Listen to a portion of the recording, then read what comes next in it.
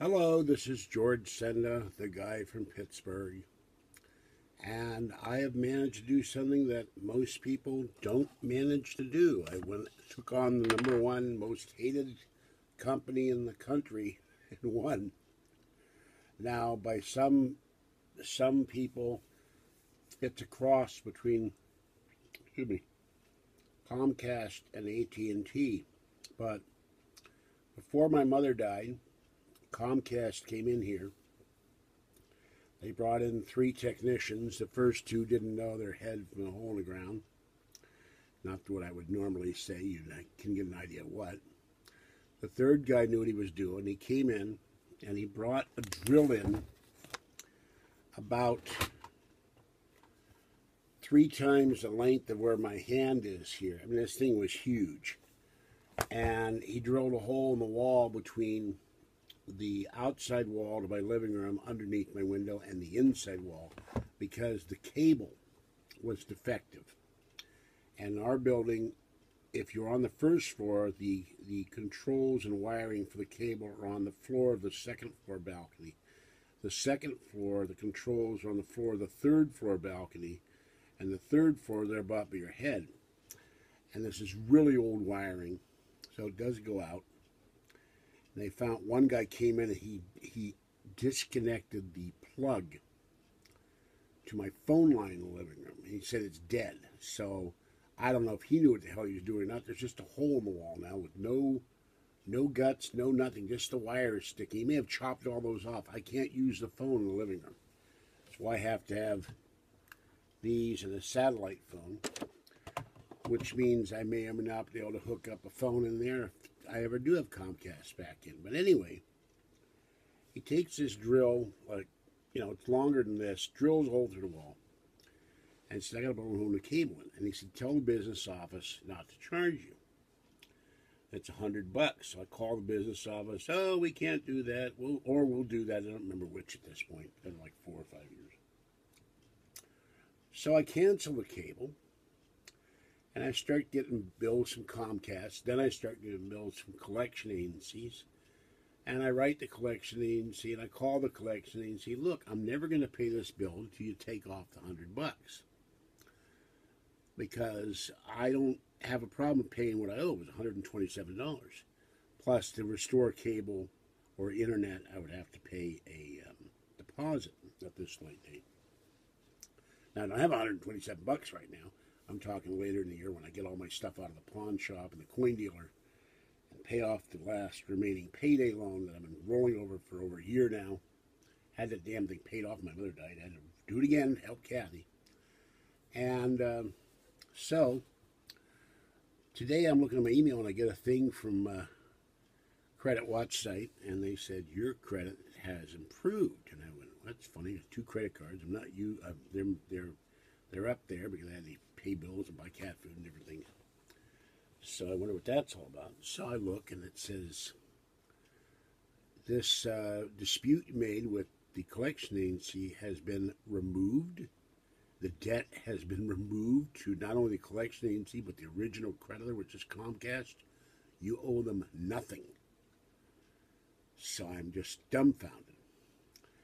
So instead of owing 127 plus another, they told me I think it was 75. I can walk in there and get cable now. Apparently, whenever I'm going to verify this tomorrow with the collection agency. Call them up. I have their address and their name, and say, does this mean I don't owe anything to Comcast and I can start over fresh, or do I need a deposit, or how does this work? So I may have something better than DSL in a couple of months when I come up with the money. So that was gratifying. I got on my horse and put my lance forward and rode against the windmill and won. And I've been cleaning in here, and it's kind of mind-boggling. I brought this back in so I could have somewhere temporarily to put my lamp, and cleared the floor off.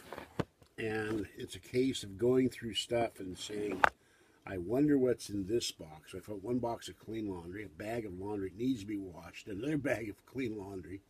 And I went under the Macintosh table in the living room. There was a big metal bin that used to have German Legkuchen, its Christmas pastry. I keep the photographs of the family in there. They were all the photographs my mother had when she died. And I go to the second box, it's clean laundry. And it was, you know, you're so sick you can't do anything. You just go down and do the laundry and stagger back into bed. So I'll put that away tomorrow. And then the third box was 95% paperwork. I put it all in a bag and dumped the bag in the recycling bin and brought the plastic bag back. And the box is empty now to use to put more stuff in to throw the recycling bin. So I took about 6 boxes, tore them down, dumped the contents. I'm making progress. I vacuumed the floor twice, vacuumed the floor in here. The one bugaboo they object to is the bathroom floor, and that has to be thoroughly scrubbed. I'm going to have to go to my hands and knees and do that. And I have the cleaning stuff for it, though, so lots of 409 still. So hopefully by Thursday or Friday, whenever they do a stupid inspection that I hate, I can have this place cleaned up. And I got the corner cleared out behind me so that tomorrow morning I will take all the clean laundry bins and the dirty laundry bins, because I don't have the money to do the wash, and put them all in that corner so they're out of the way. And then I start hitting the everything from the hall doorway to the television table for all the loose paperwork. Start going through, save, keep, save, throw away, save, throw away, save, throw away, and get all that done and put it all in a box or a bin or something and just hide it until I have the energy to do anything. Now, one of my problems is that I do something. I found out I was getting nauseous and couldn't figure out why. Then I looked at my medication. It says this one's for nausea, and prednisone you have to take with food or milk. It causes nausea. So I got one pill to stop the nausea, one pill that makes me nauseous. I can't win. Now the nausea pills are all gone. I've still got to take 2 more prednisone. Those are gone. So I'm getting better. There's still a little bit of infection in my nose, but nothing like it was. But I want to tell you, it's amazing that, and I picked up everything off the floor from the front window to the doorway, and I got to vacuum that tomorrow, and then fold up the sofa bed. And I have the problem that Fuzzy, Fluffy, and Little Girl all want to sleep on the sofa bed all the time. Little Girl stays in there for hours. She didn't go out. It's raining again right now. Rained earlier today, light rain. Patty was arguing with Kathy that, oh, fog's coming in, and Kathy could clearly see it was raining, so they had that argument. And it's always a circus with those two. I just, you know, I should write a friggin' book. Anyway, excuse me. So, that's what's going on with them. But if I had another week, I'd have this place all dusted and straightened out. And I'm also going to start going through some books and culling those and see if there's anything I can take down and donate to the library or the food kitchen. And I was a little bit taken aback. I forgot it was Easter Sunday, being not Christian. They had a big notice, you know, food kitchen giving away toys, giving away clothes, and then at 2:30 giving away food, and it turns out it's next Saturday. And I am broke till the first of the month, so I don't even have food money or wet cat food money. I'm absolutely broke because I had to pay all my bills. And the last payday loan is May 1st. They take it out. I'm done. Then in June, I'll have $300. So, and that will free that up. And I did some discovery when I move, eventually, that how to build a fire pit, how to build a brick barbecue, and how to get something to put on your upper fence to keep the coyotes from climbing your fence. You know, coyotes can climb a fence 8 feet high, which is mind-boggling. And how to build an enclosure for the kitty cats so that the coyotes can't get to the kitty cats and they can't dig it out. Saw that on the website, took a screenshot of it. So I'm making progress on what to do. All it takes is money. And, by the way, if any of you care to donate to support my efforts, please donate to my PayPal account. Links are in previous videos. I cannot list the link here because I still haven't had time to see if this keyboard is dead or not. And that's $35. Oh, yeah. One other thing I'm really excited about. Being retro, and old school. I still have my Apple IIs in the closet. My Apple IIe, my Apple II Plus, my Apple II Minus, which I call minus, integer-based Apple. My two Apple II GSs, my Apple C. While I'm looking on the web and I see this video about Apple II GS, the guy had a pope elected because the power supply caught on fire. He hadn't turned on in 15 years. But there's a link to an Apple emulator. It's a little thing the guy made about this big. And you hook it up with the cable to your Apple II or your older Mac, and it emulates a hard drive, emulates games, emulates operating systems. And one of the problems is I've lost somewhere here the disk 1 to my OS 6.1 on the Apple II GS, and I have a hard drive in my Apple II GS, and it's looking for the 6.1. They can't find it. So, but with the emulator, you'll be able to find it. And that's $123.